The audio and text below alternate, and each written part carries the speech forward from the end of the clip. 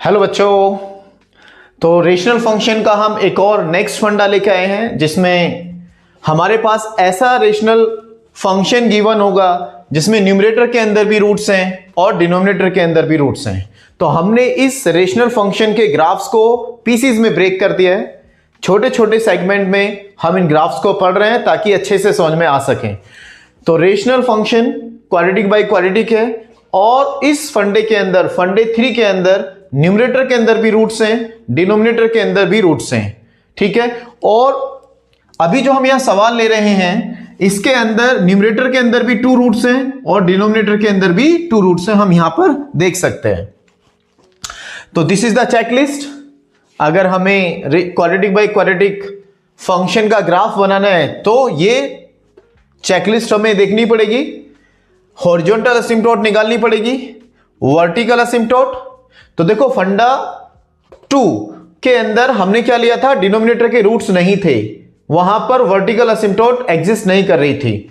लेकिन यहां इस एग्जाम्पल के अंदर, इस फंडे के अंदर डिनोमिनेटर के अंदर भी रूट्स हैं, तो यहां पर वर्टिकल असिम्प्टोट एग्जिस्ट करेगी। ठीक है, रूट्स निकालेंगे, वेवी कर्व मेथड से देखेंगे कि कहां ग्राफ पॉजिटिव है, कहां ग्राफ नेगेटिव है। 0 पर फंक्शन की वैल्यू देख लेंगे कि 0 पर फंक्शन कहां जा रहा है, और इंटरसेक्शन विद हॉरिजॉन्टल असिम्प्टोट। जब हम ग्राफ बना रहे हैं तो ये ग्राफ हॉरिजॉन्टल असिम्प्टोट को कहां पर इंटरसेक्ट करेगा। तो 1 बाय 1, जैसे कि आप जानते हो कि हॉरिजॉन्टल असिम्प्टोट कैसे निकालते हैं बच्चों। हॉरिजॉन्टल असिम्प्टोट निकालने का एक फॉर्मूला होता है डायरेक्ट लगाने के लिए। So that is y is equals to coefficient of x square in the numerator and coefficient of x square in the denominator, that is again 1 by 1 is equals to 1. So this is the horizontal asymptote. दूसरा vertical असिम्प्टोट क्या है, तो vertical असिम्प्टोट निकालने के लिए हम क्या करेंगे, जो डिनोमिनेटर है इसको 0 करते हैं। जहां पर डिनोमिनेटर 0 होता है वहां हमें वर्टिकल असिम्प्टोट मिलती है। उसका रीजन बहुत इजी है कि 1 नंबर बाई 0, तो any number in the numerator upon 0 that will be infinity. इस वजह से यहां पर हमें एक वर्टिकल असिम्प्टोट मिलेगी। ठीक है, अब डिनोमिनेटर को हमने 0 किया। डिनोमिनेटर क्या है, एक्स स्क्वायर माइनस के 9x प्लस के 14 इज इक्वल्स टू 0। इसके फैक्टर्स बनाएंगे तो कितने हो जाएंगे, 7 2 जो 14 और 7 प्लस 2 9।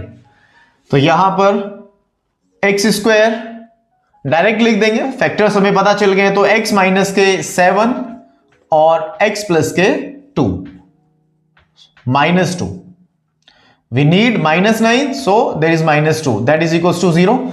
तो वर्टिकल असिम्प्टोट यहां पर x इज इक्वल्स टू 7 पर मिल रही है और x इज इक्वल्स टू 2 पर भी मिल रही है। 2 वर्टिकल असिम्प्टोट यहां पर हैं।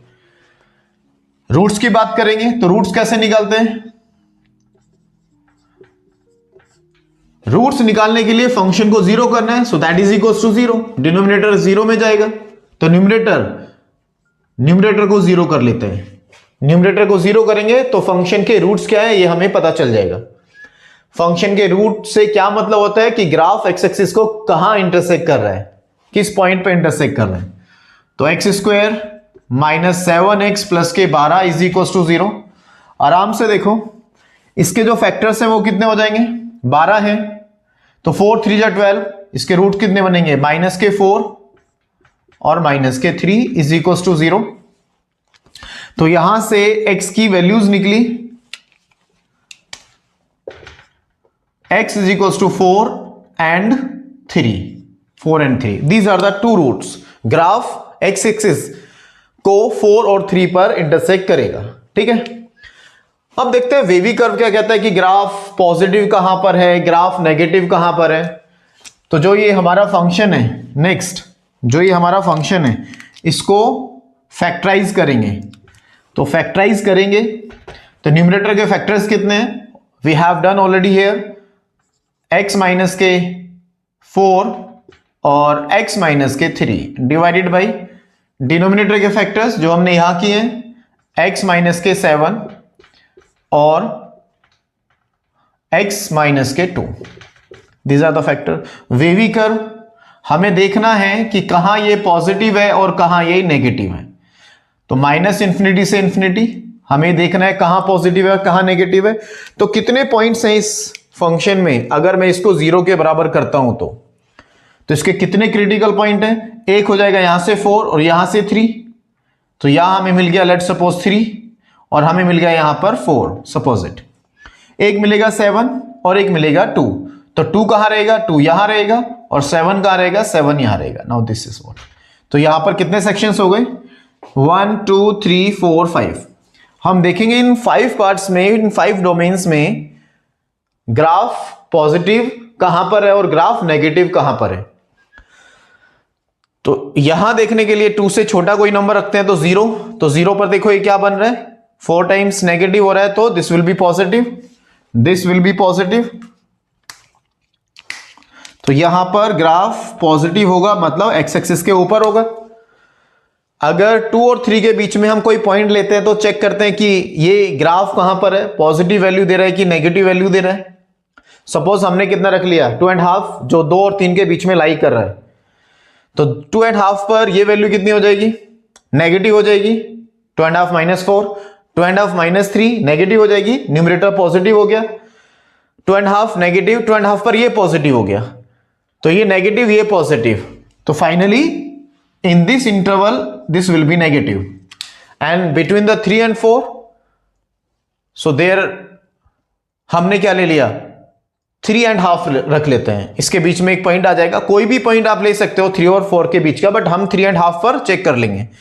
3.5 रखेंगे यहां पर, क्या नेगेटिव, 3.5 पे पॉजिटिव, न्यूमरेटर नेगेटिव हो गया, 3.5 पे नेगेटिव, ये वाला पॉजिटिव, नेगेटिव हो गया। Negative by negative that will be positive. तो इस इंटरवल में ग्राफ हमारा एक्स एक्सिस के ऊपर होगा, पॉजिटिव होगा। 4 और 7 के बीच में let's suppose 5 6, let's suppose we are taking 6 to check. तो 6 रखने पे पॉजिटिव पॉजिटिव नेगेटिव और ये वाला पॉजिटिव। तो finally negative positive positive negative positive. इस इंटरवल में हमें क्या मिलेगा? नेगेटिव मिलेगा। नाउ 7 के बाद क्या होने वाला है? तो 7 के बाद हम 8 पे चेक कर लेंगे, 9 पे चेक कर लेंगे। बस ये देखना चाहते हैं कि ग्राफ पॉजिटिव है या नेगेटिव है। तो इसके आगे ये एक ही तरह से बिहेव करेगा। तो अगर हम 8 रख लेते हैं तो 8 रखने पर पॉजिटिव पॉजिटिव पॉजिटिव पॉजिटिव, तो फाइनली पॉजिटिव। बस इतनी चीजें हो गई, इतनी चीजें हो गई। अब इसमें हम ये देखेंगे कि फंक्शन की 0 पर वैल्यू क्या है। फंक्शन की 0 पर वैल्यू क्या है? तो फंक्शन की 0 पर वैल्यू, x को 0 करेंगे तो 12/14 हो जाएगा, मींस 6/7। ये हो जाएगा फंक्शन की 0 पर वैल्यू। अब यहां पर देखेंगे इंटरसेक्शन विद हॉरिजॉन्टल असिम्प्टोट। ये हॉरिजॉन्टल असिम्प्टोट को कहां इंटरसेक्ट कर रहा है? तो उसके लिए हम क्या काम करते हैं? उसके लिए हम क्या काम करेंगे? तो जो ये हॉरिजॉन्टल असिम्प्टोट है इसी को फंक्शन के बराबर रख देंगे या फंक्शन को इसके बराबर रख देंगे। तो कितना हो जाएगा? एक्स स्क्वायर माइनस के 7x प्लस के 12 अपॉन एक्स स्क्वायर माइनस के 9x प्लस के 14 and that is equal to 1। Function को हॉरिजॉन्टल असिम्प्टोट के बराबर है। इससे पता चलेगा कि x की किस वैल्यू पर फंक्शन 1 दे रहा है और वही इंटरसेक्शन हो जाएगा। On solving we are getting x square minus के 7x प्लस के 12 and that is equal to x square minus के 9x प्लस के 14। ये यहां कैंसिल हो जाएगा, 9x को इधर लेके आएंगे तो 2x बचेगा and that is equal to 12x को उधर लेके जा रहे हैं तो 14 माइनस के 12 2, ये कटेगा तो कितना आ गया x? बस 1। ये सारी चीजें हमने निकालनी है। अब उसके बाद देखो ग्राफ कैसे बनेगा। यहां पर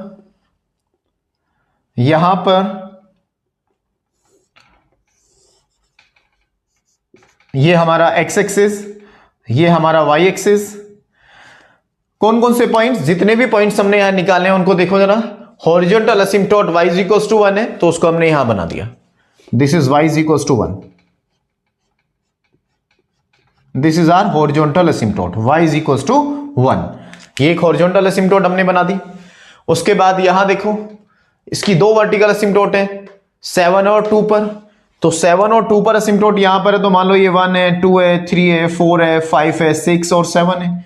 तो लेट सपोज यहां से एक वर्टिकल एसिम्पटोट यहां से जा रही है, ये जा रही है वर्टिकल एसिम्पटोट, ये this is the vertical asymptote, this is one vertical asymptote and other is what 2। तो यहां से वर्टिकल एसिम्पटोट यहां से जा रही है, तो हमने इसको यहां बना दिया। इसके बाद क्या, इसके दो रूट्स हैं। रूट्स कौन कौन से हैं? 4 और 3, मतलब ये एक्स एक्सिस को 4 और 3 पर इंटरसेक्ट करेगा। So let suppose this is 3 and this is 4, ये 4 हो गया, ठीक है। 0 पर वैल्यू कितनी है? 6/7, जो पॉजिटिव है बट 1 से छोटी है, तो अगर ये 1 है तो यहां पर 6/7। ये ग्राफ हॉरिजॉन्टल एसिम्पटोट को कहां इंटरसेक्ट करेगा? 1 पे करेगा। तो 1 पे करेगा तो यहां इंटरसेक्शन होगा। देखो ये 1 पॉइंट है, 1 2 3 4 5 6, ये 7 है, तो यहां पर इंटरसेक्शन होगा। बस इतनी चीजें करनी है और देखो ग्राफ हमारा बन जाएगा आराम से। कैसे बनेगा ग्राफ? बनेगा कैसे? ठीक है, तो ग्राफ इस पॉइंट से भी पास करेगा, यहां से भी पास करेगा। और एक चीज आपको हमेशा ध्यान रखनी है, हम ऑलरेडी इसके जो हमने फंडा 1 फंडा 2 बनाई है वीडियोस, उसके अंदर बताया है कि कभी भी कोई भी ग्राफ, कोई भी फंक्शन का ग्राफ वर्टिकल एसिम्पटोट को इंटरसेक्ट नहीं करता है। मतलब कोई भी ग्राफ वर्टिकल एसिम्पटोट को इंटरसेक्ट नहीं करेगा, उसको रेस्पेक्ट करेगा, इन्फिनिटी पे उसको अप्रोच करेगा। और हॉरिजॉन्टल में यहां होगा इंटरसेक्शन। और दूसरा एक चीज और हमने देखी है वेवी कर्व, कि कहां पॉजिटिव है कहां नेगेटिव है।